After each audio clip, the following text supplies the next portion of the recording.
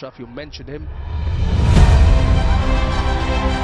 ফাহিম আশরাফের বিধ্বংসী ফাইবারে মাত্র 102 রানেই গুটিয়ে যায় চট্টগ্রাম রয়্যালস। এরপর সহজ লক্ষ্য তাড়া করতে নেমে দাপুটে শুরু পায় রংপুর রাইডার্স এবং অনায়াসেই জয় তুলে নেয় তারা। সোমবার বিপিএলের দিনের প্রথম ম্যাচে মুখোমুখি হয় রংপুর রাইডার্স ও চট্টগ্রাম রয়্যালস। টসে জিতে আগে বোলিংয়ের সিদ্ধান্ত নেন রংপুরের অধিনায়ক নুরুল হাসান সুহান। শুরুতেই সেই সিদ্ধান্তর পূর্ণ সুফল পায় রংপুর। ইনিংসের প্রথম ওভারেই উইকেট হারায় চট্টগ্রাম। রংপুরের গতি তারকা নাহিদ রানা ফিরিয়ে দেন ওপেনার রসিংটনকে। এক প্রান্তে উইকেট পড়লেও মারকুটে ব্যাটিং শুরু করে দামি ওপেনার নাইম শেখ। ছক্কা চারের বন্যা কিছুটা প্রতিরোধ করার চেষ্টা করেন তিনি, তবে নাইমের সেই জোর থামান মুস্তাফিজুর রহমান। দা ফিজের নিখুঁত ডেলিভারিতে বোল্ড হয়ে ফিরেন নাইম শেখ। 20 বলে 39 রান করেন তিনি, স্ট্রাইক রেট প্রায় 195। এরপর চট্টগ্রামের ব্যাটিংয়ে নেমে আসে 10। আলিসের বলে 0 রানে আউট হন মাহমুদুল হাসান জয়। ফাহিম আশরাফের বলে 1 রান করে ফিরেন মাহফিজুল ইসলাম। ফাহিমের বলেই বিদায় নেন মাসুদ গুরবাজ।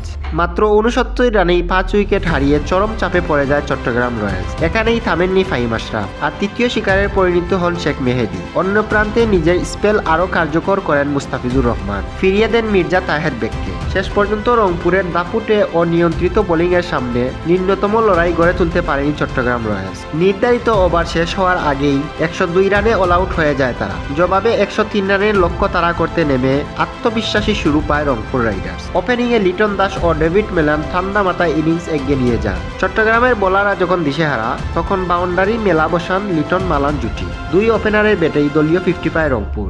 এরপর আর কোনো চাপ না নিয়েই ধীরে সুস্থে লক্ষ্য পৌঁছে যায় তারা। শেষ পর্যন্ত সহজ জয় তুলে নিয়ে পয়েন্ট টেবিলের গুরুত্বপূর্ণ 2 পয়েন্ট যোগ করে রংপুর রাইডার্স।